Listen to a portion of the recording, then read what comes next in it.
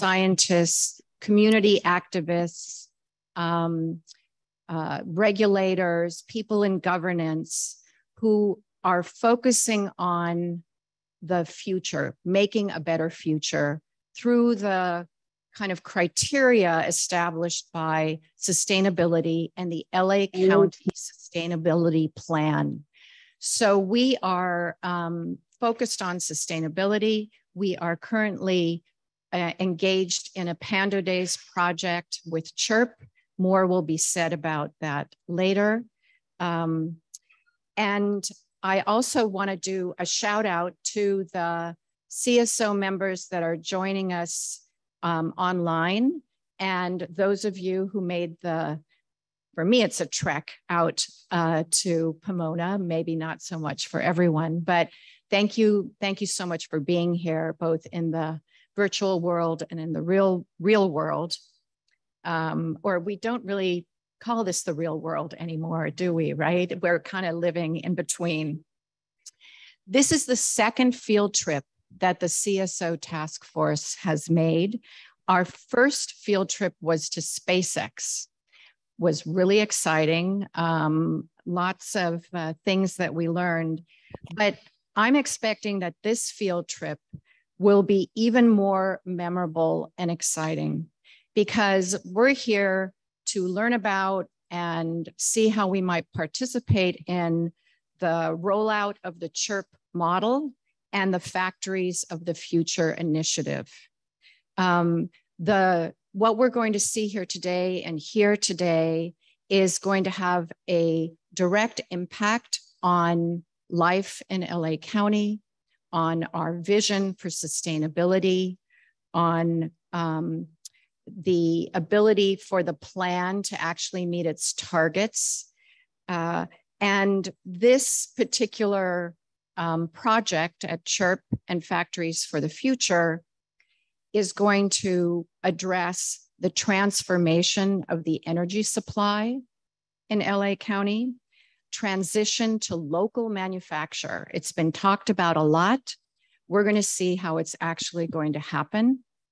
And it supports an economy of community-based production and job creation. And that's just 3 things that this will do. So you will hear a lot more from Devin and other presenters, experts in their field. Before I hand the mic over to Devin, I'd like to recognize Eugene Shirley. I don't know if he's Eugene Shirley in the back,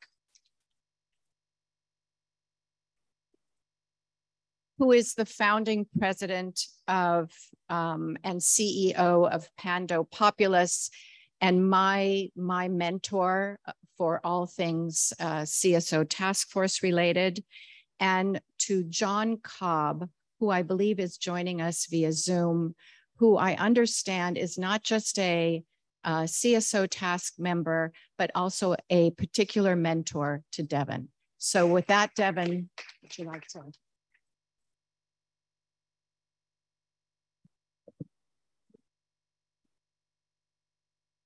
Yes, let's start with some acknowledgements. First of all, I would like to piggyback on what Hydron was saying about John Cobb. John, thank you for joining us today. John is 97 years old. He's joining us from Pilgrim Place. John started the conversation about what it means to be an ecological civilization back in 1970. So he has been on this road and been helping all of us focus on this outsized problem. So we've become wise enough as a culture to recognize our heritage. First of all, I would just like to say, welcome to the factory in Pomona.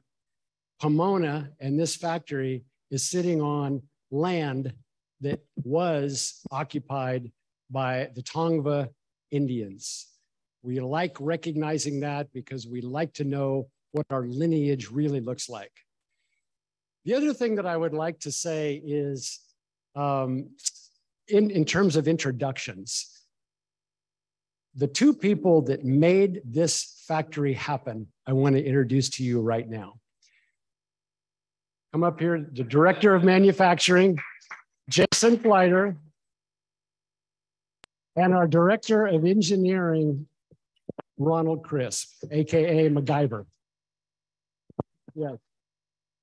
You all need to know who these guys are because we'd love at the end of this for you to interface with all of us and you can ask them all kinds of questions. The second person that I'd like to introduce is Athena Hahn. Please stand up, Athena.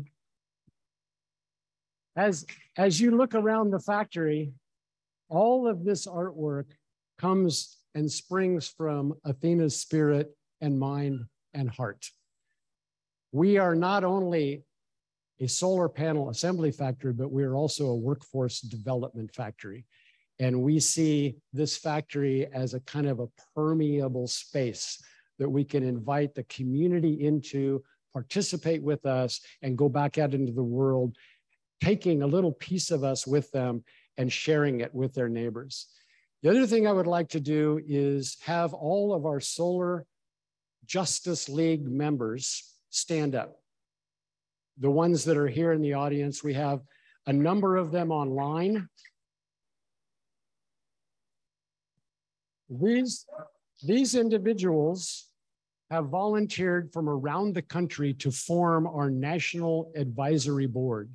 We have theologians, we have insurance executives, we have physicists, we have business experts, we have solar experts from around the country who have volunteered to help us go from prototype to replication. And that's what we're going to be discussing today. So I'm going to go over some very big topics very quickly for you. I would like to give you, in about 10 minutes, the opportunity to kind of see our entire strategic plan. This is way beyond making solar panels. Is this working? We're good? First of all, a definition. We are CHERP SolarWorks. What does CHERP SolarWorks really do? CHERP SolarWorks helps other nonprofit businesses throughout the country develop and run their own microfactories inside of disadvantaged communities across the country.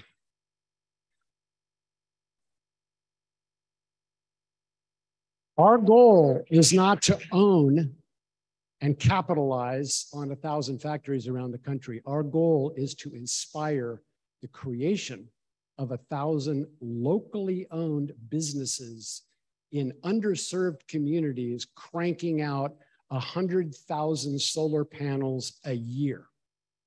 And then we will stitch all of those factories together into a nonprofit network of factories, which will ultimately create a distributed mega factory across the country, all working synergistically and cooperatively together to meet our outsized sustainability and job creation and justice goals that we've set for ourselves in this country. So welcome. Welcome to the first nonprofit solar panel assembly factory in the world, right here in Pomona, California. This city is on the way to rise up to realize its full potential. This city is also recognized by the state of California on something called the Cal EnviroScreen map as one of the most negatively environmentally impacted cities in the entire state. That's one of the reasons we're locating the factory here. It's a tremendous opportunity. We also intend to start the American solar manufacturing renaissance right here, and then we're going to spread that through LA County and then the rest of the country. So very quickly, we have 4 missions, 4 strategic missions. Number 1, we want to stop global warming. We want to mitigate massive amounts of greenhouse gases through the creation of renewable energy. We want to bring back middle-class manufacturing jobs to our shores. We want to repatriate manufacturing to the United States.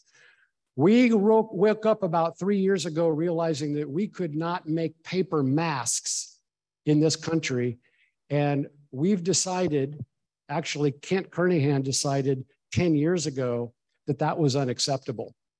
Kent's been working on this for about 12 years. We've been working on this for about 8 years. And now we're in the position of being able to stimulate local economies with the insertion of microfactories in the heart of underserved communities. The last thing, of course, but the whole heart of our mission is to address our justice and equity disequilibrium in this country. We know that the money has not trickled down from our fascination with globalization and multinationalization. It's actually worked in the reverse. And now we need to focus on turning that tide and rebuilding from the ground up. That's why we have an economic model and a technological model to help us create that opportunity. So our strategic advantage, one, we have superior technology. We're getting ready to produce the most advanced solar panel in the world in this factory. That solar panel will be the first computer-controlled, software-defined, fully upgradable solar module in the world that solves an Achilles heel problem in solar technology that has plagued silicon solar cells since the invention of silicon solar in 1941 at Bell Labs. That's all right.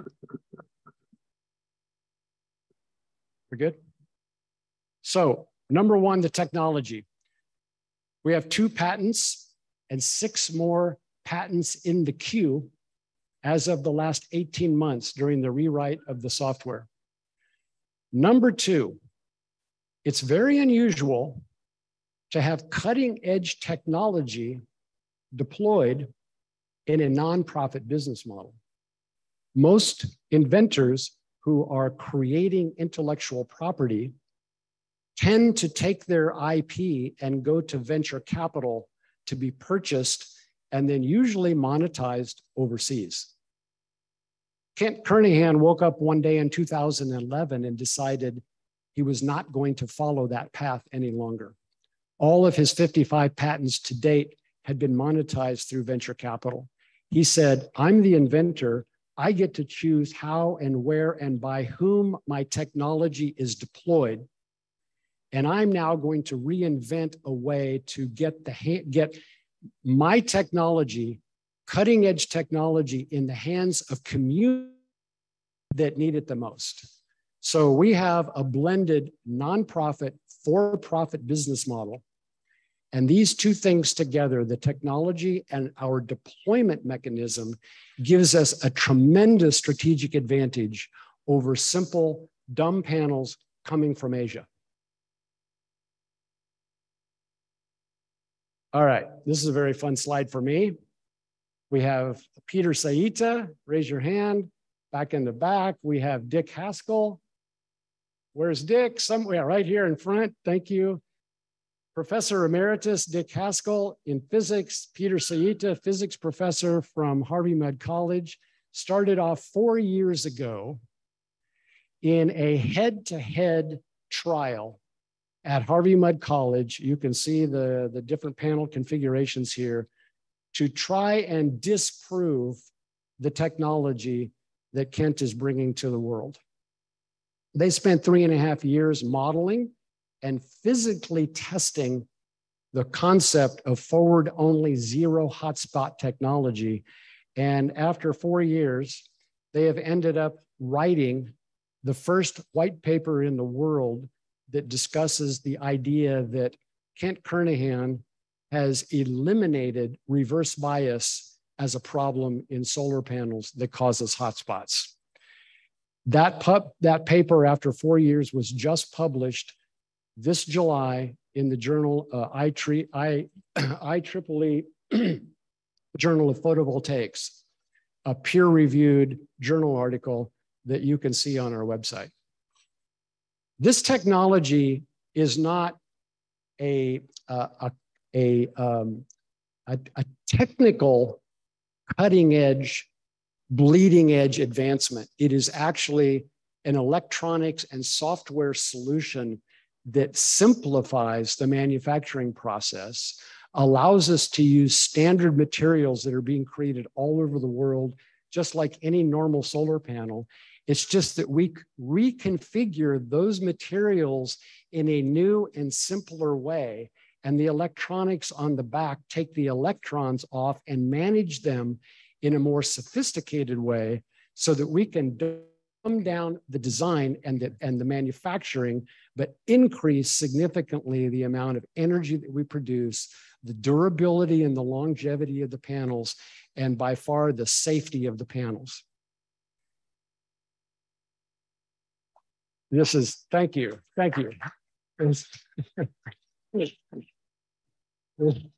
This is Cash up front, an electrical engineer from Victorville. So this is a very quick, this is a 2-hour discussion that I will not drag you through right now, although at some point it might be fun for you all to climb on some of our technical conversations. This is a photograph of hotspots in a solar array driven by reverse bias in solar cell technology. Kent has eliminated the possibility of hotspots occurring in any solar panels. The derivatives of that technology, also embedded in the software, allows us to create the safest solar panel in the world, because once we remove the heat, then we can also do other things like create rapid shutdown, be able to detect for plasma arcs or any other kind of arcs created by shorting in the system, which, as you can see here on the screen, Walmart suffered 7 fires due to the Tesla panels from China that were put on their buildings. They sued Tesla because their buildings were burning down because of the latest upgrades in conventional solar panels. This next slide here, you'll see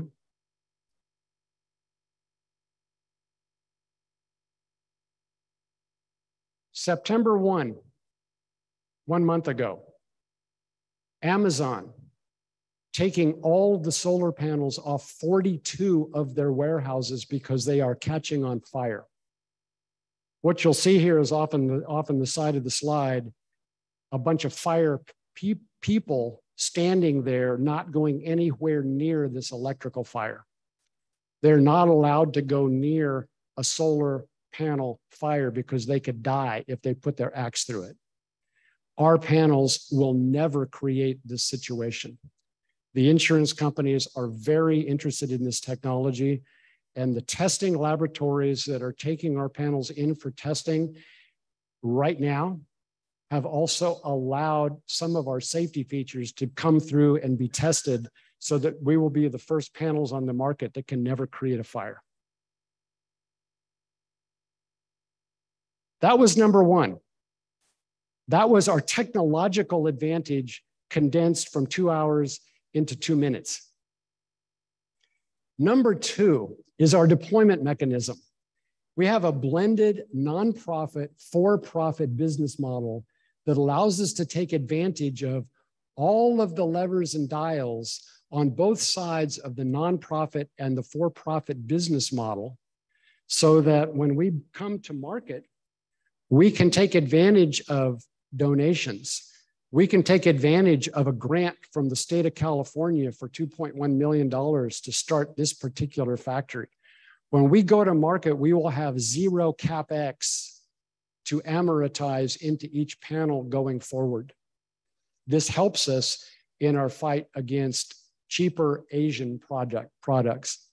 But we can also work with the for-profit markets who are classically financing these solar systems for our anchor businesses, such as the universities and the hospitals. They can take advantage of investment tax credits and depreciation. So we can have a nonprofit panel assembly factory and we can work with a for-profit company who needs tax advantages working together to further reduce the overall cost of a solar system. So our solar systems, and Kent will talk about this a little bit, will have much lower levelized cost of energy than any other solar system. So this is all tied together in a very sophisticated way in terms of leaseback and agreements between the third-party owner, which is the TPO on the slide, and the locally grown power factory, which is the nonprofit factory. Let me characterize for you, because this is extremely important, the business model and why we're focused on what we're focusing on. I've created this little graphic representing the city of Pomona. We have all of the 34,000 households in the city of Pomona. And in the city of Pomona, used to be a thriving community because it had lots and lots of locally owned manufacturing and businesses at the heart of the city. Over the decades, those businesses left. All the local businesses and manufacturing left. Some national businesses came in, but essentially we got hollowed out from the center. So the idea around economic development is you want to stop the economic leakage first inside the local community. So what we want to do is stop the leakage and then attract investment back into the community. So we've got economic leakage around anchor businesses, for example, who buy all of their goods and services, including energy, from outside the community. These are millions of dollars leaving the community every month. We also have the Chamber of Commerce. We also have homeowners.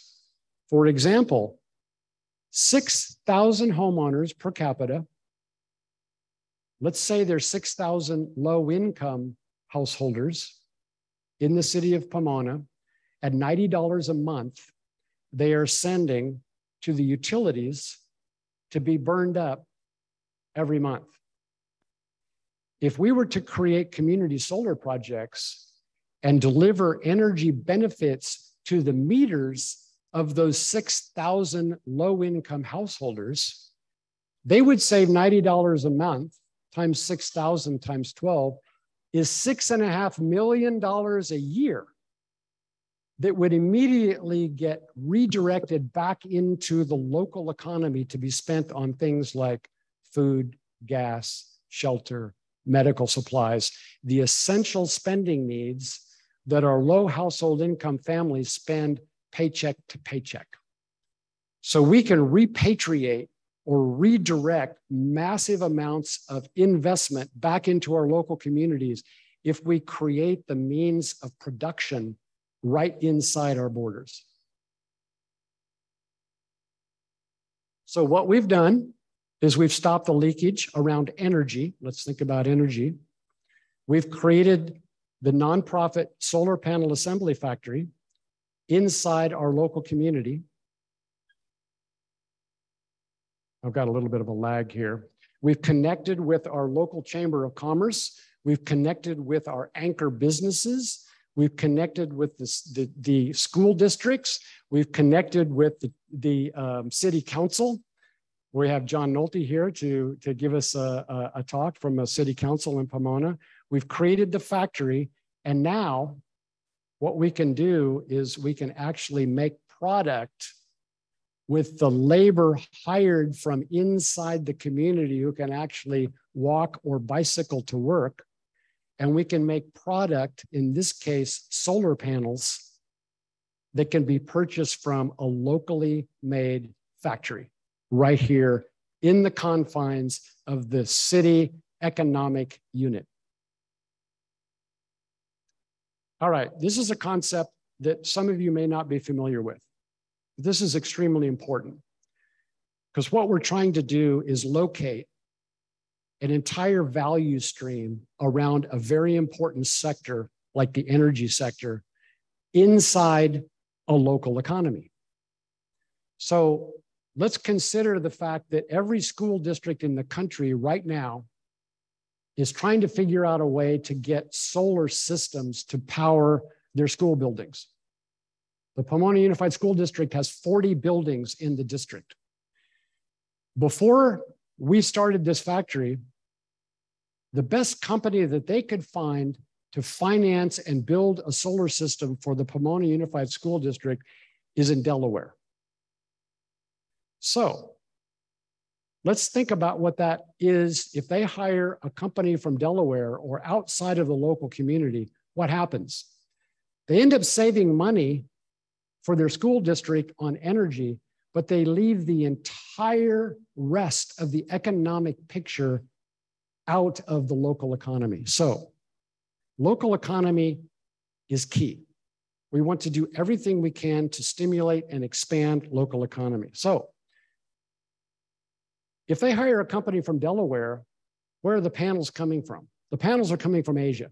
94% of all solar panels deployed in this country today come from overseas. So there's 20 to 25% of that investment that not only leaves Pomona, it leaves California, and it leaves our country, adding to the billions of dollars of trade deficit. So we not only have the panels, but we don't have the factory, which is generating incredible amount of labor, an incredible amount of revenue for the entire city. So as you can see, as we stack up these various layers of the entire economic chain around energy, there's a huge, what we call the red arrows represent opportunity cost for the local community. That leaves the community forever and is never generated inside the community. But now that we have the means of production to create energy inside our community, create the local jobs, keep those here, and then start that virtuous cycle of respending those dollars and keeping profits local, then what happens is we actually can stimulate the local economy by having all of that value stack located here, walking distance. And that creates what we call a multiplier, a huge multiplier effect on local GDP expansion. And in this particular case, it comes out to about 7. For every dollar spent on a project like this, it will expand the economy 7 times over the next 15 years. That is the magic, where we take a really cool product and relocate it and repatriate it, not only in our country, but inside our local city, and create opportunity to take back control of a vital sector of our economy, which is like water, energy, and food. Okay, real quick, here's the whole business model. CHERP is in contract with Homeboy to create a factory in East Los Angeles. Once Homeboy stands up their factory in East LA, they can address their target markets, which are the universities, the hospitals, the school boards, the cities, the city government buildings inside LA. Then we partner with a TPO, our third-party ownership financing company, who comes in and finances those systems, creating the opportunity to create the solar system for this, let's say, the school district. That will create a savings for the school district in terms of kilowatt hour. So for example, the school district here is spending 22 cents on a kilowatt hour basis. We could charge 14 and still make a spread between 6 and 14 cents. There's a lot of profit to be made in selling energy. If you contract with a company from Delaware, those profits will be extracted in a power purchase agreement out of the local community for 20 years, as opposed to creating the opportunity to write those contracts and deliver them within the community.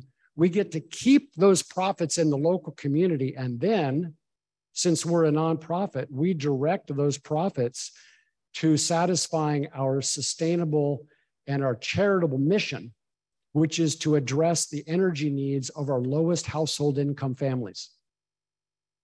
So what we'll do is now we'll work with the new community choice aggregation designation for cities to be able to create community solar projects sold to the city through the CCA, the Community Choice Aggregation. Howard Choi is going to talk about this a little bit later. And then we can direct the energy benefits right to our lowest household income families. On a 6,000 per capita basis, that saves them $6.5 million a year that can get redirected back into the local economy. So that's kind of the whole model fleshed out. All right, so this is wonderful. Thank you for coming. The numbers on these factories are pretty staggering. We're going to mitigate tens of thousands of metric tons of carbon by the panels that are being put out. Each factory will create over 700 direct and indirect jobs. We will stimulate the economy. Remember the multiplier effect? This factory will stimulate the local economy by $147 million over a 15-year period, and we will address the needs of 6,000 low-income householders just to start. That's phase one. So you can imagine what this is going to look like when we start replicating at 10 factories, 15 factories, 100 factories around the country. We're going to stitch all these factories together into a network, which, by the way, is also a nonprofit network controlled by a nonprofit board, so it can never be rolled up and sold in the interests of a for-profit multinational corporation. And all of the intellectual property that Kent is developing and that each factory is developing accrues to the network. So this network will grow in value exponentially as we add factories and as we add patents. Okay. Thanks for wading through that with me, but I really want you to understand we're at the point now of educating the bigger picture of what we're doing beyond making solar panels. Now, here's the opportunity. LA County has a sustainability plan that was created by some people right here in this room. It's considered to be one of the boldest environmental sustainability plan in the nation. We're all very proud of this plan. Just Goal 7A calls for 10 gigawatts of new distributed energy resources by 2045. So what's 10 gigawatts? 10 gigawatts equals 30 million solar panels. Now, in the current model, that means that LA County has to spend $5 billion outside of our own economy, outside of the economy of California, to purchase those panels to be in a system to be deployed in our county. What we are now doing is providing the opportunity to repatriate that entire formula. Thank you.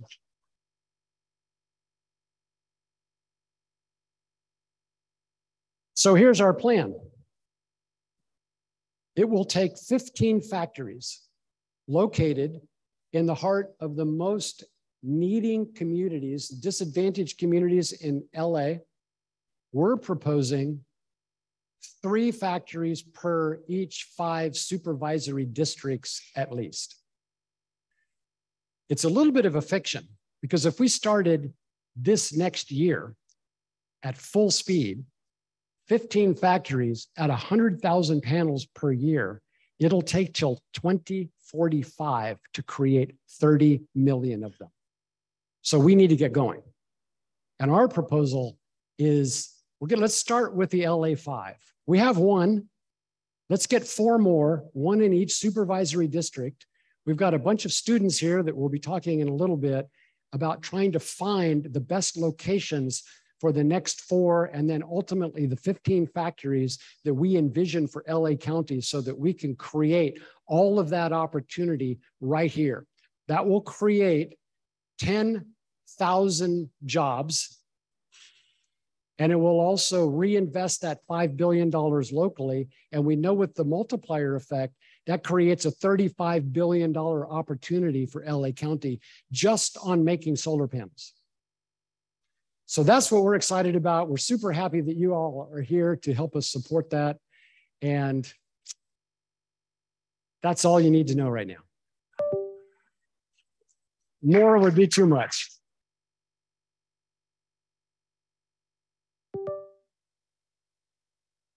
Right now, I would like to introduce, it's really my honor to introduce our federal Congresswoman, Judy Chu, who has been a supporter of us from the beginning when this was just an idea and we were sitting in your office, I think 3 years ago, discussing this topic. And now from the idea, it's become real. And Judy has come and we hope you'll say a couple things.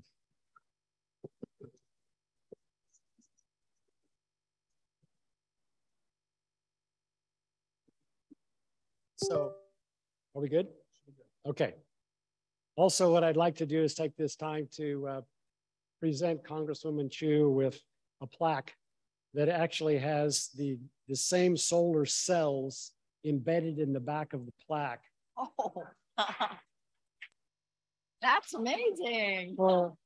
For your office as a small thank you. Yes. That's so incredible. I really appreciate it.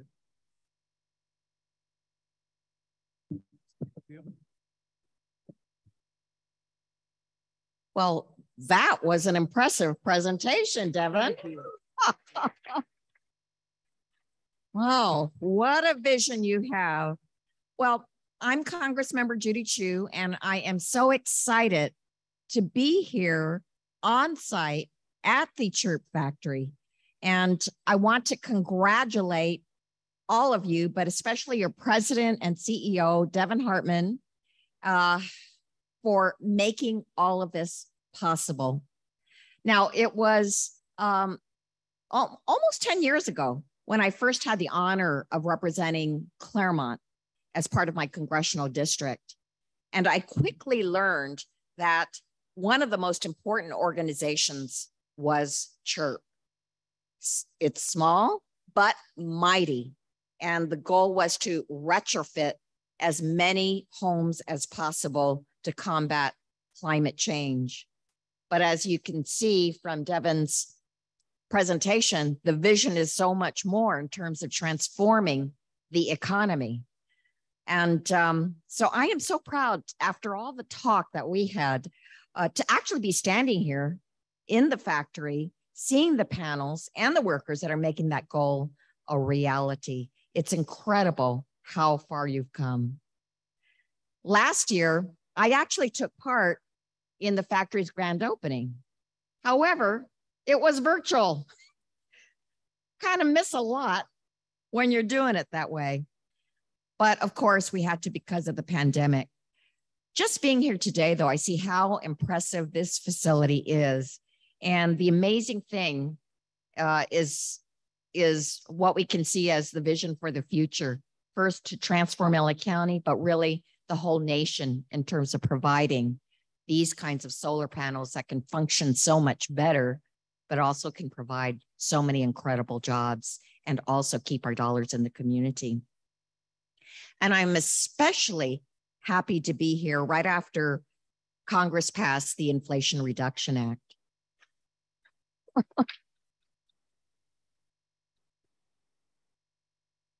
You know, it was not easy. We had fits and starts and all kinds of things, but now we know that it is the largest investment in combating climate change in our nation's history. And it will reduce the amount of carbon emissions by 40% by the year 2030. Now, as a member of the House Ways and Means Committee, which is jurisdiction over all tax policy in Congress, I'm proud that our committee's green energy tax proposals formed the foundation of these investments. And I want to talk about one element of it that may not be in the headlines, but which will benefit CHERP tremendously. And that is the Inflation Reduction Act not only extended the tax credits for solar investments, but it also expanded them directly to nonprofit organizations like CHERP for the first time ever.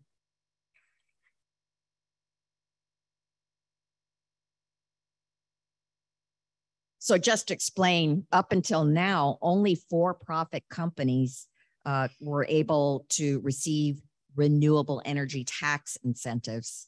In practice, that meant that nonprofits and public agencies could not benefit without partnering with private companies and missing out on some of the benefits. But now, tax-exempt organizations like CHERP can receive these incentives in the form of direct payments, making these dollars much more impactful. So I am so excited to see how this law will be able to transform our economy and will be able to help organizations like CHERP with this kind of vision. And I'm hoping that together we can make sure that we can grow our economy, address social inequities, and combat climate change all at the same time. So it is my supreme honor to present this certificate of congressional recognition for your Solar Works project to an amazing organization, CHERP. Devin, please come forward and accept this.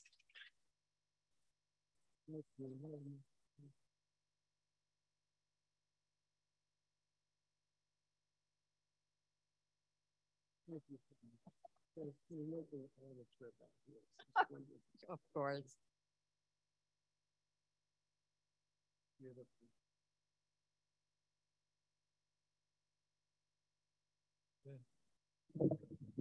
Thank you so much, Congressmember Chu.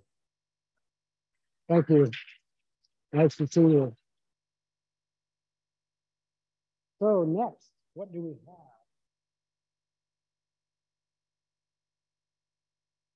Okay, I'm going to bring Megan up. Megan's going to take us into part two.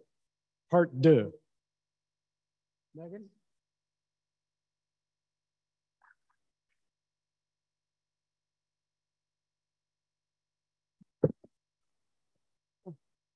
So short. Okay. I'm here at this point just to transition us into the next section. So you've heard about CHERP and what our mission is and what our vision is, and you've heard about the vision for LA County. And now we're kind of pulling back the curtain. I should not step back, but we're pulling back the curtain to show you details about what's been really happening in Pomona.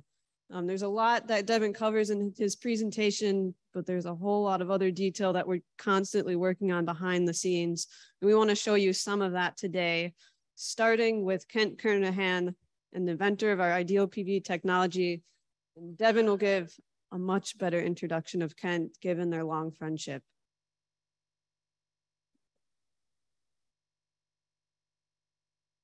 Okay, great. Now it's when I get to introduce Kent.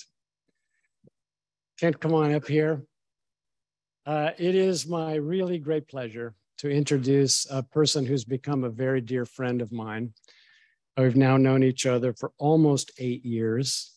And I have to say that everything that I say about this entire project basically has come from Kent's heart and brain and soul.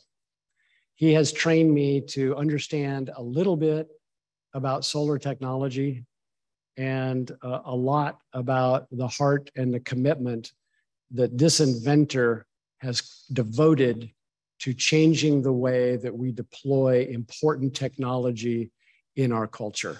So you're going to get a chance to hear a little bit about some of the latest technology advances that have happened. You've all heard that we were forced to upgrade our chipset in the computer in the back of every one of our modules because of chip shortages around the world that brought Ford to its knees and other manufacturers. So a year and a half ago, we upgraded to the latest and best and fastest chipsets in the world, the ones that were still available because the others were the workhorses of the industry and they became unavailable. So that gave us the opportunity and the painstaking work of redesigning the software embedded in each one of these chips. And over this last 18 months, there have been tremendous improvements in what we had already been willing and ready to deploy. So I'll let Kent describe all of that. Thank you, Kent. Congratulations.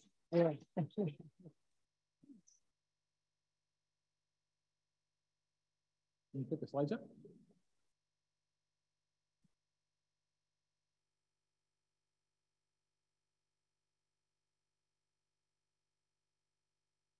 Long pause for technology.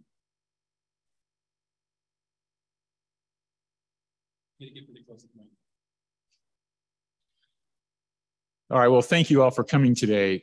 We're going to kind of peel back a few layers of the idealPV technology and the locally grown power business model.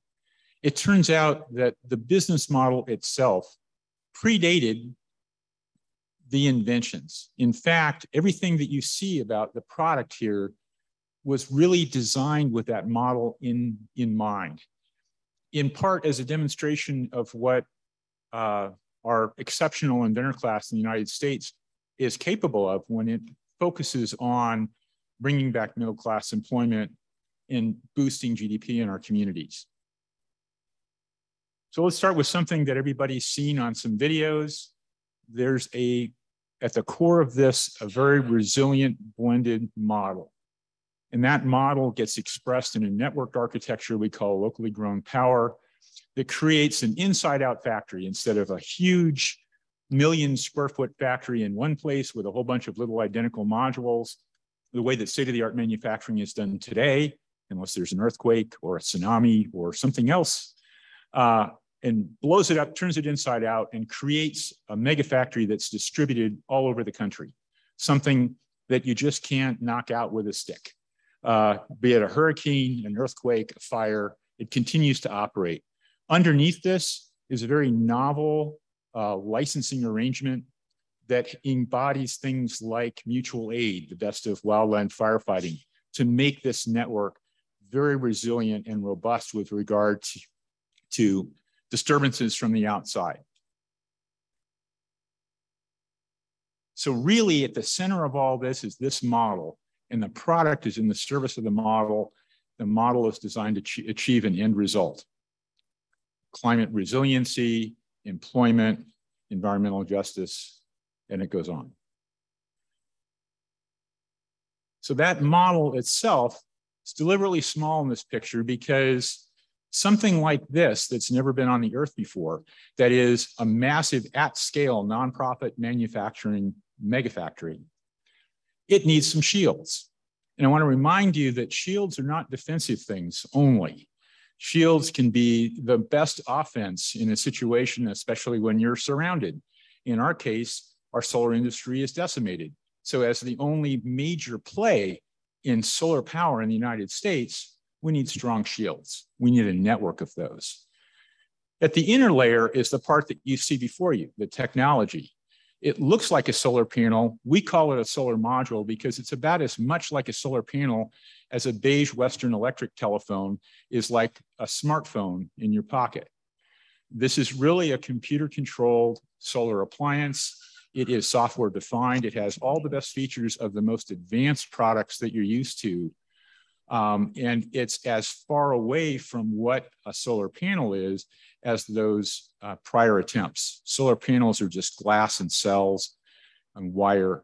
This is so much more. So there's that technology. But technology only gets you so far, you know, intellectual property protection, that sort of thing. Then there's the economics part of the model. It's hyper-local, not because that generates, just because that generates the maximum benefit in GDP growth, but also because it's the most defensible. If everybody in the community is rowing towards the same goal and they own that means of production, it's defended. Wow. Okay. I love the technology. Multiple pushes for just one. There's risk mitigation. We just saw that in terms of what happens in Walmart and what happens in Amazon. You can have the best product you could possibly imagine. People may even be early adopters for it. If it starts destroying their other investments, not so much. So risk mitigation is key. Political support. What you're doing has to make sense in terms of governance. You can't, for example, impoverish a city's resources, its budgets and tax base for the purposes of solving climate change or providing economic justice, because you can't keep doing it. So it has to fit into that political landscape in a way that makes sense in order for it to scale. And then finally, on the outside of all of this, you'd think it would be in farther, is the whole regulatory framework. It might surprise you to know that there really isn't a regulatory framework for this kind of a product.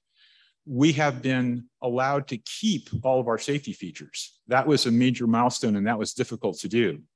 Only a few of them will be certified because there is no inspection regime for the bulk of what this has as a protective device. We'll talk about one specific one in a minute. Okay, so let's just deal with that inner layer. As you can tell, this whole idea of this network of shields is a long discussion, about as long as the model itself. Our intellectual property strategy is designed to protect in depth each one of those concentric layers. So even though the technology is the innermost layer, it has tentacles that reach out, that express themselves in value propositions for each one of those constituencies. There are multiple inventions in each specification. Sometimes it ends up with a paradox. That particular module is covered by 2 core patents, one of which was impossible to patent before the first one was granted. Because without the first one, the second one was perpetual motion. It was a non-realizable invention. We submitted them at the same time. The patent office took them apart, divisionalization. We chose the one that was the ultimate enabler underneath it. And then that allowed something entirely different. Instead of a math trick or something that was implementing computers, the physical organization of the cells. And so there's a patent then that covers any solar module that has above a certain number of cells, a very small number of cells, without external protective devices like bypass items. That's pretty good. So we let the prior art have 20 cells or so, and we get 200 and 500 and 1,000 and whatever. Where appropriate, we also provide certain aspects to the public domain. Volvo was made famous for doing this with seatbelts. We're doing it with one of our first responder safe solar protections. We have 2 portions of that patent, one that's intended to be proprietary for implementation in these modules, another one which is intended to be provided to the public domain to enable the industry in general to reach that level of safety. So I won't bore you with the details of all of this through all of the intellectual property, but there's a lot of strategy in depth for this. Okay, that's strategy. Tactics. Tactics are cool. We talk about tactics in kind of warfare terms. Disoriented, confuse, and flank competitors. What that does is tend to paralyze people that might compete with you and prevent them from taking any kind of a concerted action. Disorient. Shock and awe with multiple innovations in each product. It does things that improve levelized cost of energy and makes them less expensive. It also does things that prevents them from shocking people or from catching on fire and spreading the fire. Those things seem like they're disparate. They don't have anything to do with each other, but they're actually part of a concerted effort to cause another marketing organization to know, okay, where do we get a handhold on this thing to try to compete with it? Then we also have set ourselves up to have a very high innovation tempo, and you'll see how we do that in a second. And then third, we create facts on the ground before rulemaking. Currently, the methodology for things like safety and risk mitigation is when the risk assessors and the regulators say you must, then you delay as long as possible, do the minimum amount necessary, and finally roll out a product. Usually is an option that you charge somebody for, and then maybe after a while it becomes mandatory. We turn that on its head. We have safety features that are meant to be attractive to generations of the National Electric Code that haven't been dreamed yet.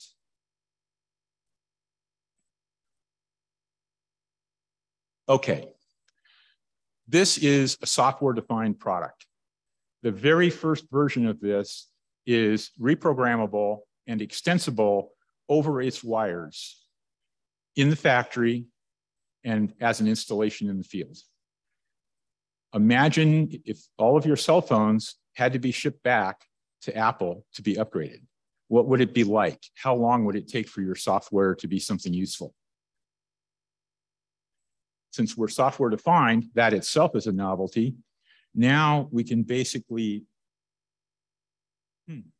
affect things from the efficiency, that is, these things actually will be able to produce even more power in the future, to safety features or accounting features for specific programs, like tracking where the DPI actually went that this thing displaced into a local community. We prioritize inventions that are about improved power and safety and risk first, because they create the biggest impact for the consumer, but they also create the largest barriers to entry. If it becomes true that a local building code, for example, requires a certain level of safety, or a fire marshal wants a specific kind of a feature, that itself erects a barrier to entry to a potential external competitor. So we want to work with all those people from the beginning. It is, in a large sense, future-proof. And even that's in layers. The module itself is the first one ever to be designed to be field repairable. That may seem crazy, but right now, a solar module that has a defect in it is e-waste. When you look at the back of this, you see steel that's recyclable. You see no screws that attach the steel. Well, one. You can open that with an X-Acto knife and a screwdriver. The circuit board that's inside has 4 connections. It can be replaced in the field and then resealed with tools that you can carry with you to a rooftop. The back sheet is designed to be cut away, and we can short out and bypass individual cells that might fail in the field. We have had modules that had up to 75% shipping damage yield over 80% of their rated power, just by the nature of the way that the math can reroute power on the surface of the module. And then finally, we install systems which supersede the current standards, rules, and regulations, with an eye towards creating facts on the ground that then allow you to negotiate in a standards body with hopefully a bank of the Brotherhood of Electrical Workers or of firefighters at your back, saying we have thousands of these in our jurisdiction. We think this is a good model for going forward in safety.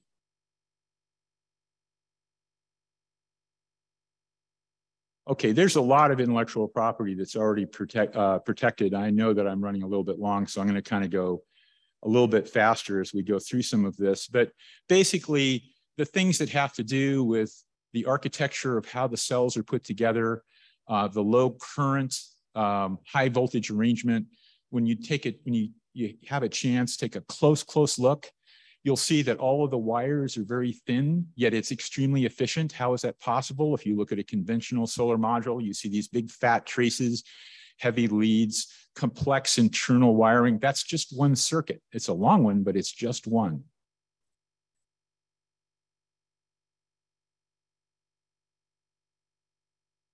There are autonomous features in this product. It actually does analysis of what's outside of itself before it decides to even turn on in the morning. If it doesn't find what it likes, then it goes and maintains a safety set and keeps watching until the conditions are right.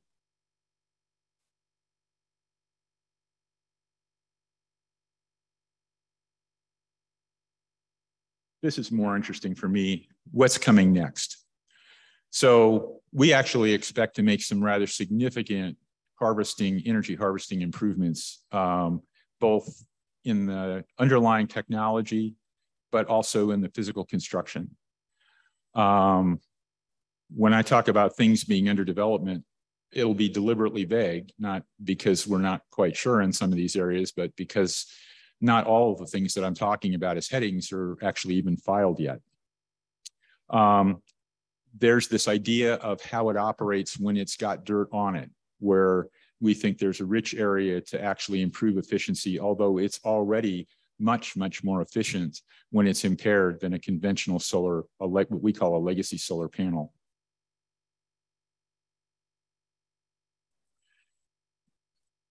There are, yeah, we'll just, some of these I probably shouldn't list, but there are things that these modules can do because they are able to communicate and understand their environment on the rooftop environment that allow them to autonomously adapt and optimize the performance as a system as opposed to individual units as they are today.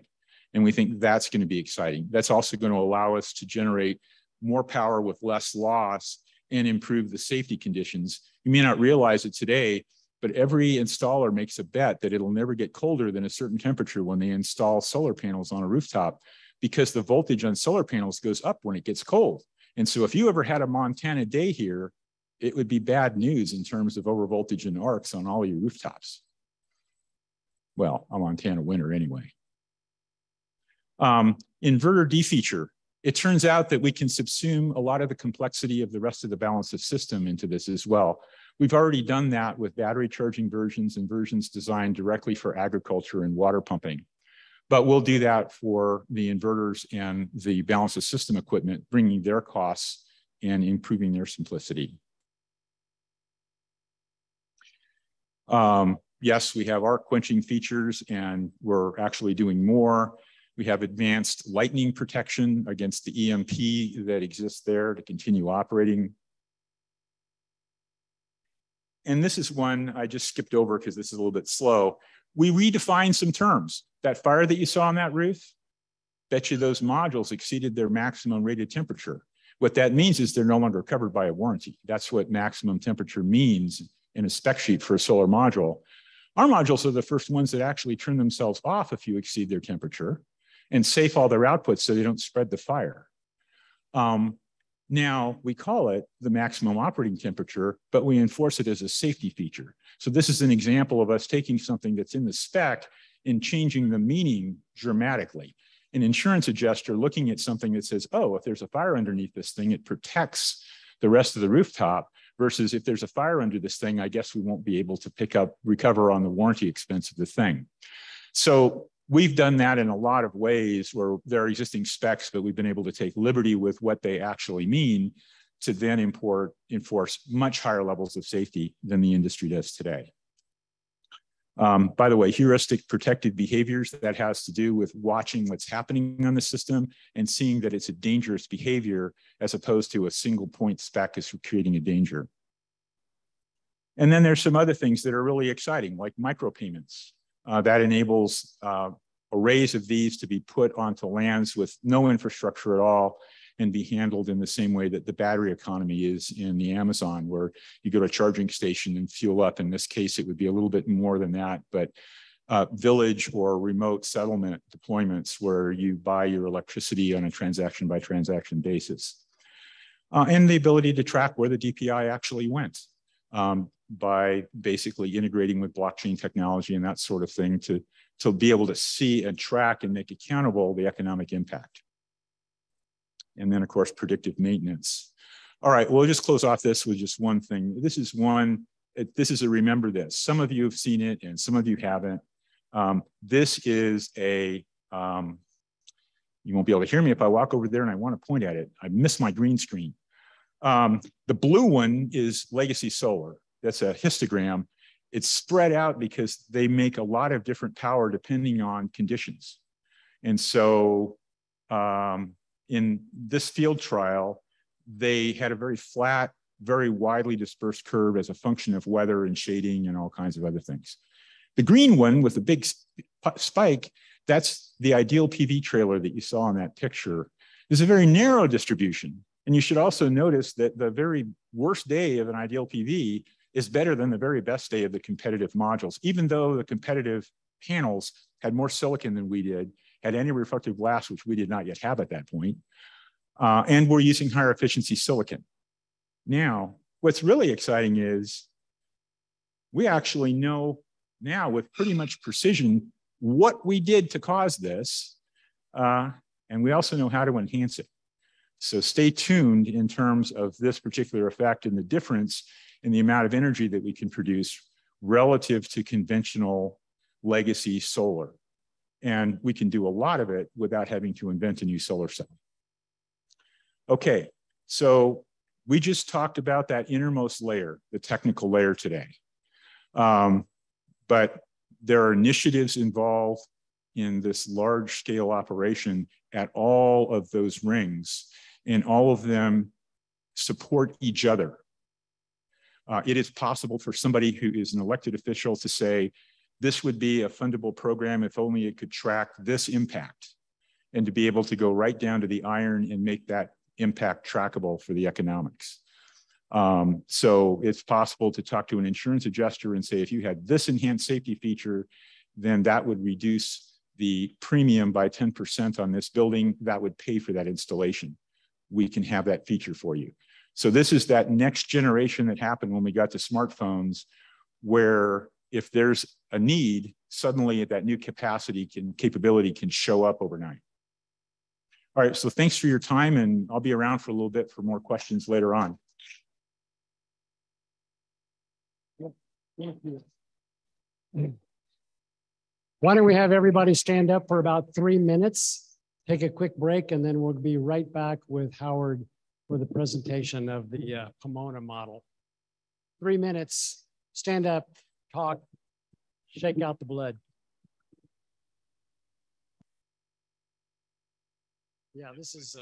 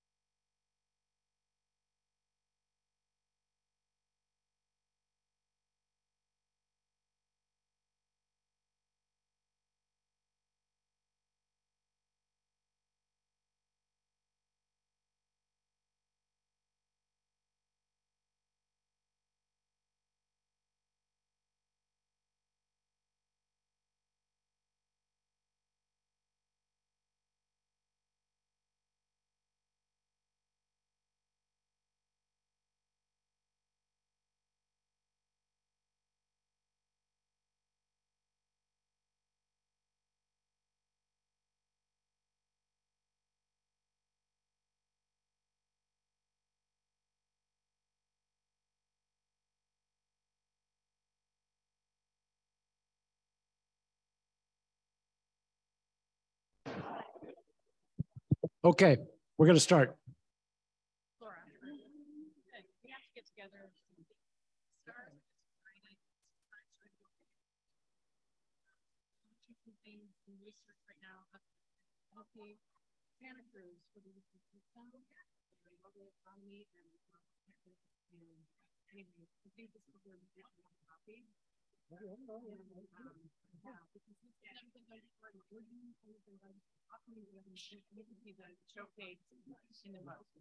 All right. And I've got an economist on retainer, and you do, I think, talking about what the economic model looks like. Yes. So we'll get those guys. Okay. Like Our economist is. Okay, let's go. We're going to sit down. We've got some great stuff coming up. Perfect. I'm just going to, Michael Schumann.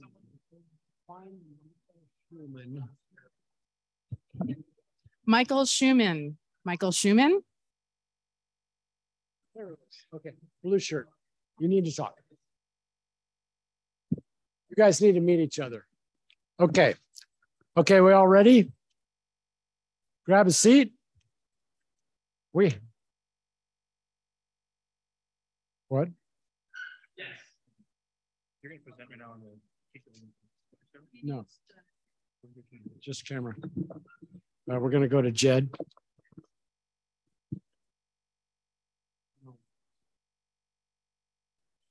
Okay. For some reason, Oh, plug in the. okay.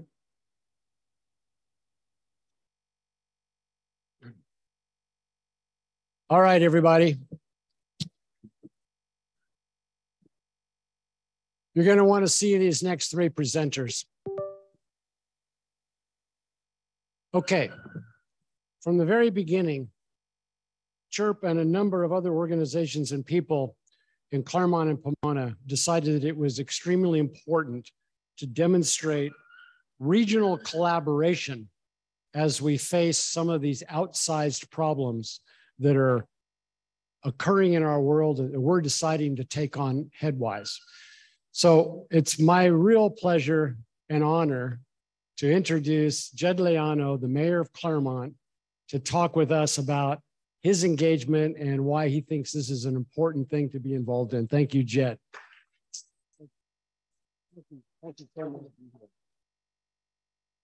Sorry, I got to move the microphone down. Devin's about a foot taller than me. That's a common thing when I go places. And I would just want to take a few minutes to share with all of you how remarkably proud I am to be here for this opening and to share how far this organization has come along. CHERP is located right here in Pomona, our neighbor, but it was born in Claremont. And I'm happy to share with you why I'm so proud of that. Today, as the mayor of Claremont, I get to talk about how wonderful it is that the first of its type nonprofit solar factory that has tackled a major challenge in the technology of solar panels, hotspots, is changing the way that we think about renewable energy delivery and economic growth and regional economic development. And my story with Devin is such that in 2019, I was a 3 months on the job, brand new elected member of the city council. And he invited me to coffee at Sanctuary Coffee on Foothill Boulevard. And in that conversation, we talked for about an hour. And I came away from that conversation remembering one important thing. We're going to solve hotspots. And the funny thing about being the mayor of a town like Claremont is when you are home to some world-class organizations like Harvey Mudd College, you get the benefit and the opportunity to take the credit of groundbreaking research, cutting-edge technology, and brilliant minds like Dick Haskell and Harvey Mudd College, and all the people that worked hard to test and vet this technology. And so I just want to say how proud I am to be here today. Dr. Carnahan, what a pleasure to be here with you again. I want you all to know that as Claremont's elected leader and one of 5, our responsibility to CHERP and to the region is this. We have to continue to be a source for innovation, and we have to be a place where great minds can come together and solve problems, not just for community, but for humanity. That is our commitment to maintain a robust opportunity and groundwork for innovation. And I am proud to be just a very, very small part of it celebrating here today. So thank you all for celebrating this, and I'm proud to launch this with you again together. Thank you all very much.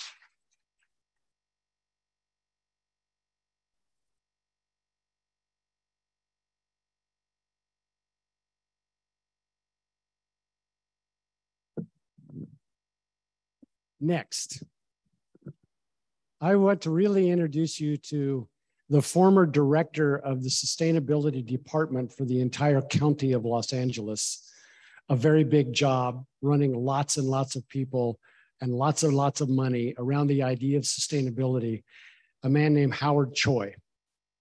Howard and I became friends about 10 years ago when he started supporting CHERP at the county level for when we were doing building retrofits. We've become friends, and he's now part of our strategic partnership with a number of other organizations that are energy experts from around the state.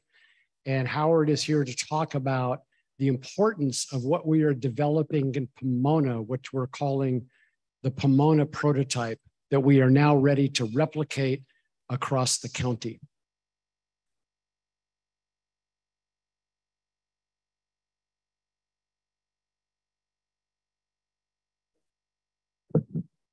Thanks for having me here, Devin. First, a quick funny story. So a while ago, I was talking with someone I knew at the county who also knows Devin, and they asked me what I've been doing lately, and I said a lot of things, but also helping Devin with this solar factory effort. And she said, let me make sure she's not here. She said, you know, when I think of Devin and what he's trying to do, I picture these grandiose movie sets, right? Where if you push hard enough and it falls over, there's nothing behind it. And that's not personal, Devin. It was because the vision was so grandiose and ambitious, and Devin describes it so artfully and with so much enthusiasm. She was just dumbfounded for about 15 seconds, couldn't say a word. When I told her, there's an actual factory in Pomona. So gonna convert a lot of people. So what I'm doing with Devin, because I used to work at the county, I said, hey, let me help you put together like an implementation plan, admin plan, scope, schedule, budget, administration, right? 95% of what everyone does at the county is just stuff like that. So I said, I can do that.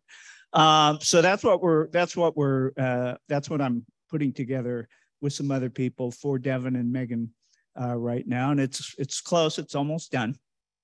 But, but what it includes is leveraging the fact that within Pomona, this is such a great story to take out to the constituents. And it's such a great opportunity for the constituents. There's so many other things that can be leveraged as well through that effort. So what I've put together here is just a little figure. This is the only slide that talks about all of the other types of things that can be layered on top of the fact that solar panels, thousands and thousands of solar panels are going to get installed in Pomona. What can that also mean? So we've talked about the factory and the labor piece of it and the installation. Systems and operation have been discussed. So the local PPA is going to benefit from a bunch of other revenue sources. So if we're going to put in a bunch of panels, we should be putting in battery storage too, right, at the right place. We got an opportunity to put in electric vehicle charging at the right place as well. We have the opportunity to put in other things like demand response and even promote behavioral programs along with that. All of those can mean revenues. Most of those, if they get installed into a CCA territory, they immediately have a beneficial financial impact to the CCA. Every panel that gets installed has an immediate benefit to the city's CCA. If it goes with storage, that's an immediate benefit as well. Customers are going to save money. But all of those devices also benefit the grid, whether it's the distribution grid or the transmission grid. Those devices can be aggregated and either dispatched or ordered to consume at the right points in time. And there's an economic arbitrage there. So these projects will help the grid, and they'll also create revenue. They can also be aggregated, and you can sell output or buy consumption from the wholesale energy markets. It's just a complicated process, and you need the right tools and the right resources to be able to do that. But those are opportunities that exist that are going to help the state as well as help Pomona.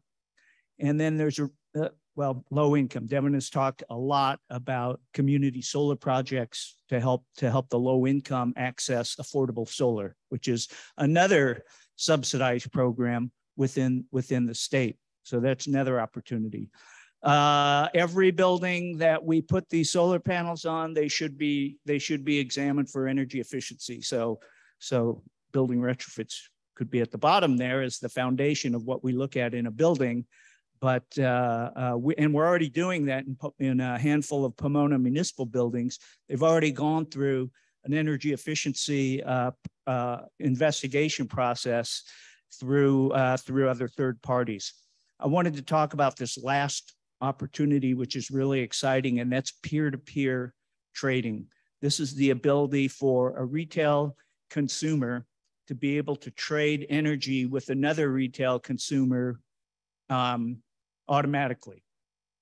Not throwing a wire, not buying a generator and throwing a wire over the fence to your neighbor, although that's legal. You can do that one time with one wire, but through an automated process that is regulated and tracked through really complicated or intricate developed software.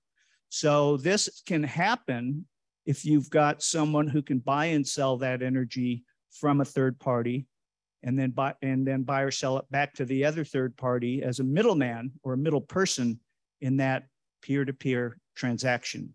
And in this case, in Pomona, this will probably be the first example of this in the country. We're able to do it because the Pomona CCA has said, we're willing to be the ones to be in the middle of all of those transactions. They could be thousands of transactions a day, millions of transactions a year. It creates an energy trading market within the city's CCA operating infrastructure. So I could talk tons more on that, but Devin got really excited about that the first time we went over that as well, and he's really excited to make this a piece of this whole CHERP effort. So point being, the local economy here in Pomona has, because of what they're doing, has many other types of efforts that can be leveraged to create benefit and create revenue for Pomona first, and then who knows after that. So with that, I'm finished, and thank you for your attention.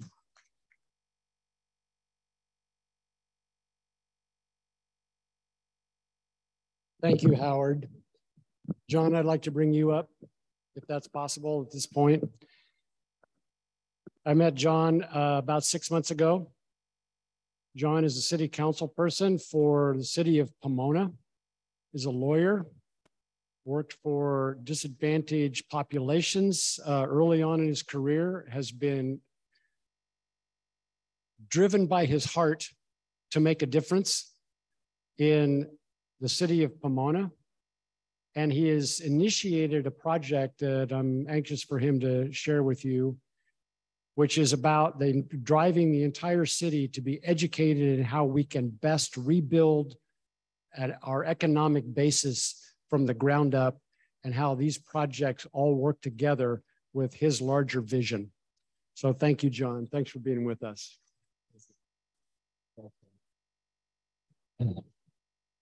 Thank you, Devin. I've been sitting here listening to this and making some notes. I've talked to Devin at length, but I learned things today that I didn't know before. And I want to start in a weird way. I was sitting there and I had an experience that I usually, and I haven't had one in a while because I've had some like faith issues. And you started with like theology, right? And I had this like feeling of, I don't know, the spirit or something like that, like I was sitting in church, you know, and it's like yeah, I mean, I'm just being like all frank to you now. Like I have been like dealing with like faith issues, right? Which maybe a lot of us are or whatever. But I'm like, why is that? You know, what's going on here? And then I thought, you know, this is a miracle. That's what it is. That's what I thought. I wrote the word miracle down. And then Kent got up and he said something about when you're doing something that's never been on the earth before, and then he put the blue ball there and he started to put the protections around it. And I thought, it occurred to me, something that's never been on the earth before is the definition of a miracle, right? And what I think is happening, the cue I was given by Megan to talk about is why this is important for Pomona, or why this is important to have a prototype here. There's something going on in Pomona, and part of it, I mean, this is just confirming it for me today.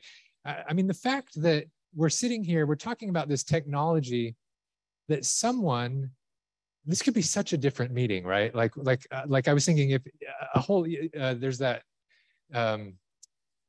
Succession show that's on, right? Like, and you've got like the billionaires, right? Like this could be a meeting of billionaires where Kent is giving the same exact presentation, and they're all just sitting there salivating, and they're basically figuring out how they're going to take over the world with these solar panels.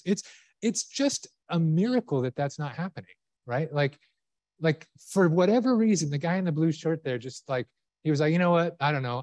I'm older. I don't know. I've done my stuff, or whatever, the spirit touched him, something. And he's like, we're going to do this as a nonprofit. And that is incredible. We have this opportunity to take advantage of something that's never been on the earth before, like a technology that has the potential to create wealth. But instead of creating it for billionaires, we can create it for low-income people in our community. I'm super excited about that. I mean, I as a council person, when I was elected, I said that I was dedicating this term, and essentially, because I don't know that I'll get elected again, but it would be all of my terms that I can have, to the low-income, struggling people of Pomona. My hypothesis is that, and for those of you who don't know Pomona, I mean, we're working class. You pretty much could call us a low-income community. We're kind of surrounded by very wealthy communities, but we've had a hard time over the last 30 years after, you know, I don't know, there's different ways to look at it, but we had manufacturing here for a long time and it left. And so we're kind of like this little microcosm of the flight of manufacturing, and it's led to difficult financial problems ever since. But my hypothesis is that the whole region, not just Pomona, but everybody in this region, in this valley, will benefit if we can improve the lives of the low-income people in Pomona. And this project gives us that opportunity. I mean, the other miracle is, frankly, that you decided to start it here, and that Claremont happens to be next to Pomona, because Pomona gets it. There are people, I mean, I'm one of them, but there are other people in Pomona. There's a group that's working together through the Latina Roundtable with the Institute for Ecological Civilization, which, you know, John Cobb is also very connected to, and the Wellbeing Alliance, which is an international organization that's working on sustainability. And we're putting together a project hoping to use the COVID funding to work on, I can't go deep into it here, but like the basic crux of it is that anchor institutions, eds and meds, you know, you've got colleges, universities, hospitals, and we include municipalities, school districts, the Fairplex, Casa Colina, et cetera. These are institutions that are primarily nonprofit. Their missions are community directed. They're not going anywhere, and they have quite a bit of money. And if we were to put them all together and get them to direct their purchasing power to the lowest income residents in Pomona, we could begin this kind of virtuous cycle, creating jobs that low income Pomona residents can have. They can spend their dollars in the community. And we want to do that under a cooperative model. If we can do that, that's a whole other aspect, but worker owners who can own their businesses. But this model and the fact that it's here gives us like a huge boost. It's because it's so far along, and because of this marriage of a technology that didn't exist in the world before, and now it does, and because they're here, we have an incredible opportunity. I'm just so thrilled to be in the middle of this. And I don't really believe in miracles, but there's something going on in Pomona right now. The stars continue to align. The people continue to come out of the woodwork, and we continue to see that our vision is changing. And that's because we're at a crux moment in history, right?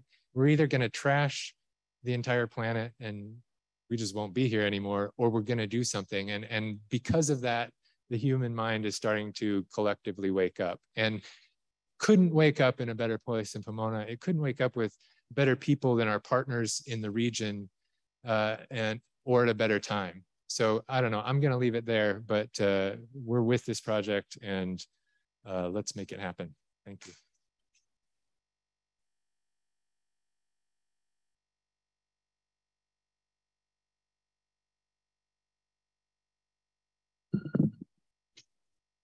One more short person, and you're on the home stretch.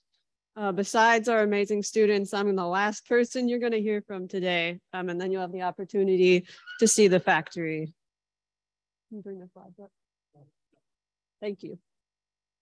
I'm going to talk about two quick things. I neglected last time to introduce myself, but I'm Megan Anderson. I'm the Director of Admin and the Workforce Development Project Manager at CHERP, and I'm the person that typically has the pleasure of being able to work with all of you. A lot of your emails come to me, and I love to be of service of all of our supporters here.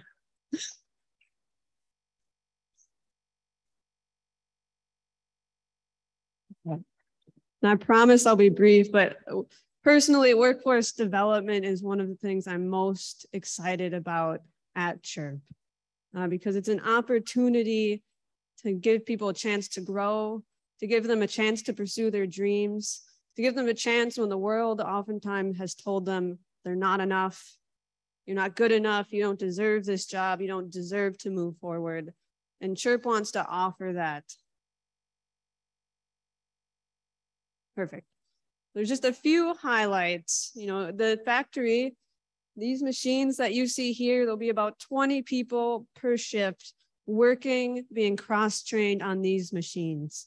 It's going to be about a 9 to 10 month training cycle where they're going to not only learn the machines, but they're going to learn personal growth, they're going to learn leadership skills, everything that's going to allow them to move up and out and into the world.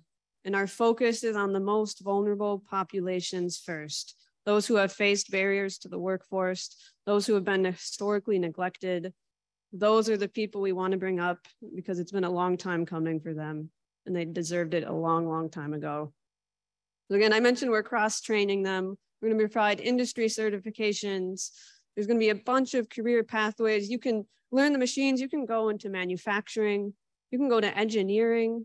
You can go to the installation business. You can go project management. There's so many places they can start here, and they can move into green energy, or they can move into almost anything else that they want to pursue. And then we're going to provide digital badging as well, which is kind of a new innovative way for people to showcase the skills that they've learned. And I want to give a shout out to the wonderful partners that we've had in our workforce development with the San Antonio ROP, with REDF, with the LA County Department of Economic Opportunity and WEDAX, the LA Americans Job Centers, which is right behind us next door. They just had a grand opening last Friday. Pomona Unified School District, also next door, and then JVS SoCal, who works with veterans and who are right now working on a $1 million grant through the Department of Energy Workforce Partnerships Innovation Act. And if we got that, then we'd have $1 million for 3 years to train veterans in the factory. which would be absolutely amazing. So I'm just gonna say I love people, and I can't wait to see the people here and where they go after they come and leave CHERP. And then finally, taking a little step in a different direction. So everything that we've described today, the CHERP model, the LA factories for the future, is replicable, and it's what, as Devin said, we want to push through LA County. And the way that we're doing it and the way that we're starting it is with students through Pando Days. And that's part of, Pando Days is the gather of the CSO task force, and we have members of them with us today. But Pando Days believes we can connect civil society, we can connect businesses, we connect educators and students to really do work inside of the community. They've been doing projects for years. Eugene could tell you how many, but they work on climate change, they work on homelessness, they work on food issues. And our students this semester are working to lay the groundwork, as Devin said, for the factories that are going to spread across LA County. And I didn't change the slide, but we have students from Harvey Mudd, we have students from Pomona College, and we have students from Cal Poly Pomona that I have the joy of working with, because working with students is always one of really the most enriching things that a person can do in their life, because they're so full of energy and great ideas. And I wanted to introduce the students that are here today, and I want them to come up and tell you how amazing they are before we close out. So come on.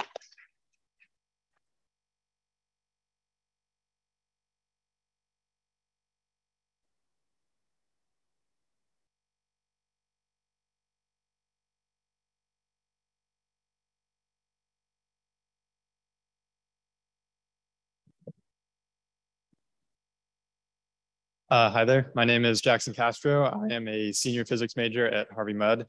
And I was really inspired by this project for a couple of reasons. I had the opportunity to take a class with Professor Saeda last year that really kind of helped me realize that the whole point of solar energy and renewable energy in general is to be able to bring it to everyone, to give everyone access to cleaner energy. And this is great if we make really crazy technological advancements for like higher efficiencies and stuff like that.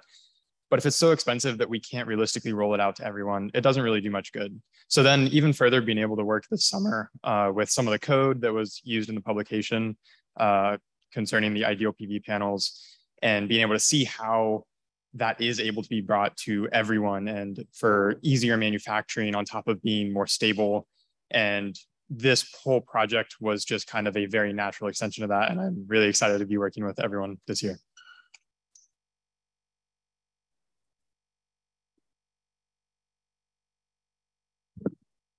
Good afternoon, everyone. My name is Jalen Gumayagai, and I'm one of two students working with CHERP this semester out of Cal Poly Pomona. My colleague, Natalia Moreno, unfortunately couldn't be here today, but she is on the live stream. And we're so excited to have the opportunity to work with CHERP. I've had the pleasure of working with CHERP in the past.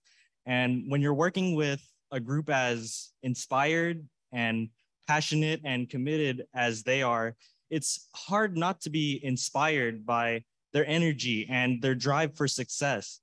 And I'm just so excited and blessed to have the opportunity to work with them again. Thank you.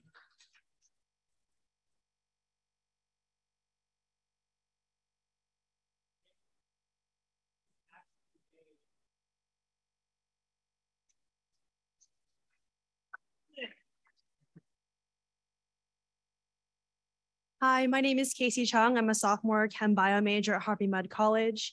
And I'm really excited to work on this project because we spend so much time just in school in a classroom learning about the theory behind these projects and these panels. And this is kind of the first opportunity that we've had to really implement these in the community and implement these panels in such a huge way and the science behind them. And I'm so excited to be able to be a part of this project. Thank you.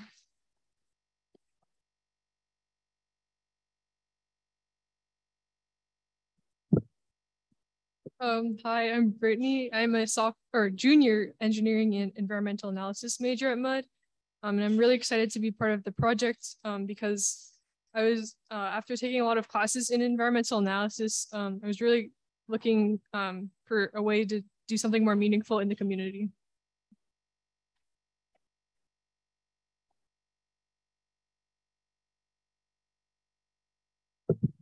Hi, everyone. I'm Shivani. I'm a sophomore at Harvey Mudd College, pursuing a double major in computer science and environment, economics, and politics. And for me, climate change and mitigation and renewable energy has been something I've always been very passionate about. And it's something I see myself dedicating my career to in the future. So being able to be a part of this project, it really means a lot to me.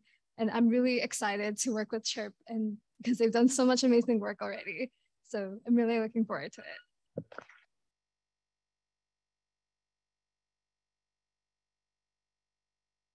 Give them one more round of applause.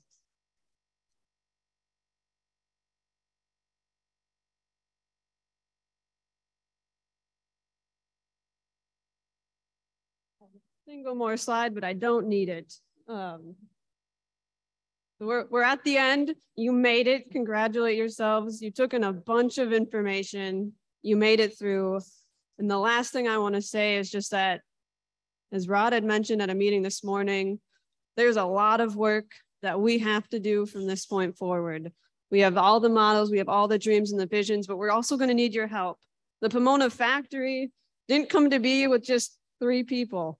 It came to be with the whole community and all of you, really. And so we're going to ask again for your help in a few ways. So you would have seen these on your chair. If you don't, I have them. And what it is a way, as someone in a nonprofit, we ask people to donate, but it's called Give, Gather.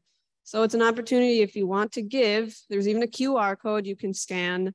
It's also an opportunity if you know people who maybe would like to give and you want to gather money. There's a little checkbox that you can place, say, I would like to gather. And there's also a way if you're interested with donor advised funds or you have one and want to learn more, there's a little box you can check and you'll probably hear from me and we can talk about that.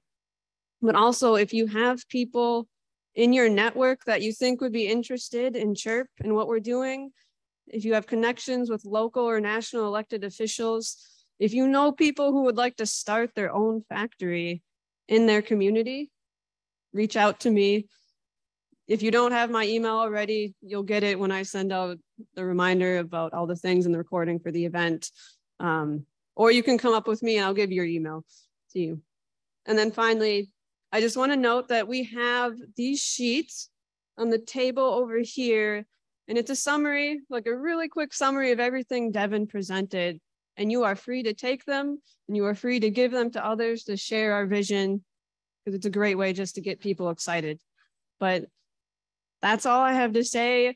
We're starting up the machines right now. If you want to stay for a tour and see the cells run through our Tabber stringer. But thank you so much for today, for coming, for your support.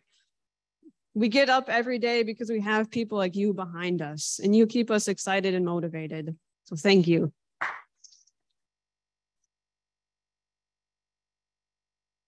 Those on Zoom, if you want to pledge, there's a link to the pledge form in the chat. Feel free to jump into the chat if you want and grab that pledge form. That was Howard.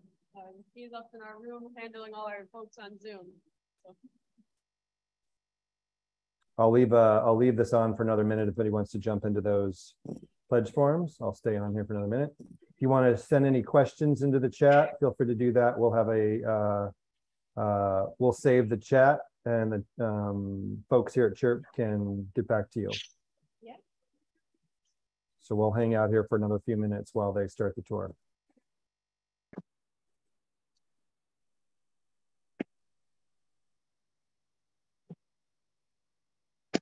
I see the real Amparo. We'll send that along to Megan.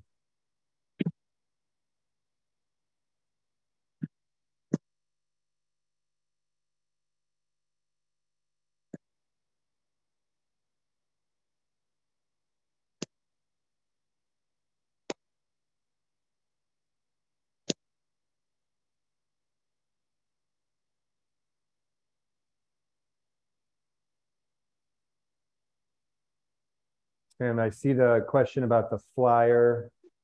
I can find a copy of that and stick it in chat right now that they were talking about. Give me 1 minute. I have to go back to another document.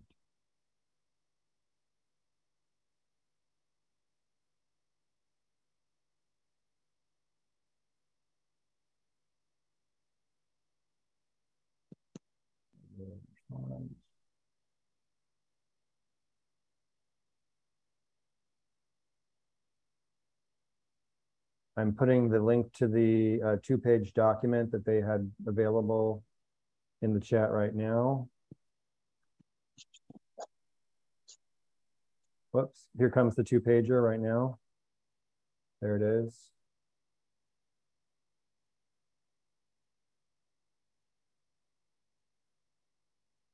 All right, you got that. We'll be back in touch with those folks. Where will the video be? I'm going to give you Megan's email. Give me a second. I'll put that in the chat to those who want to know where the video is. She will probably be sending it out, but I'll also give it to you. Just give me 1 second. Here's Megan's email address for the video.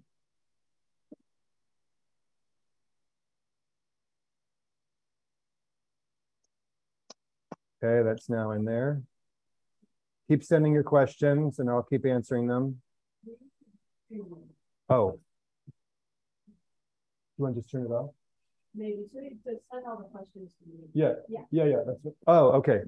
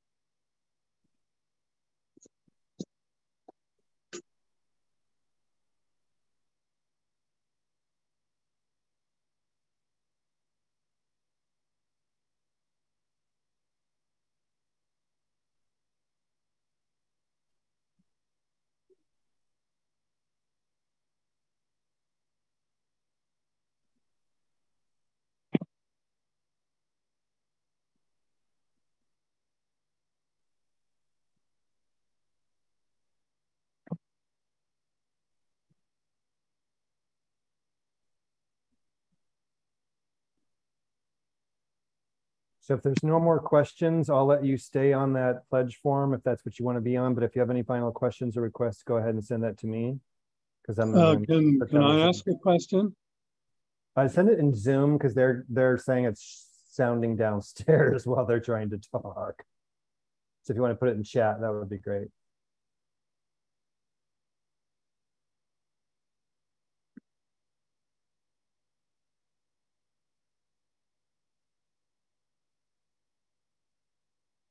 And then the other is maybe just go ahead. I'm going to put Megan's email again.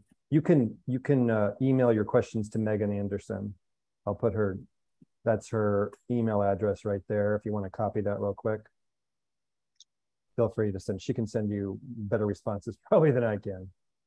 I've got my hand raised. I don't know if you can hear me or not, but I do have a question. Sure. They were just suggesting that we don't talk right now because they're still trying to talk downstairs, I guess. Okay. So if you want to send a question, probably your best solution is just to go ahead and email Megan. And I've got her email there in the chat. And you'll get a better answer than you'll get from me.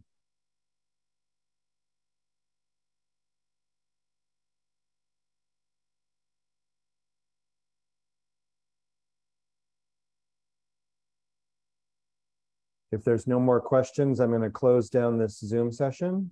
And again, let you continue to work on your pledge forms and such. All right. Thanks you all for coming. It was awesome to see you all here on the screen today. Take care.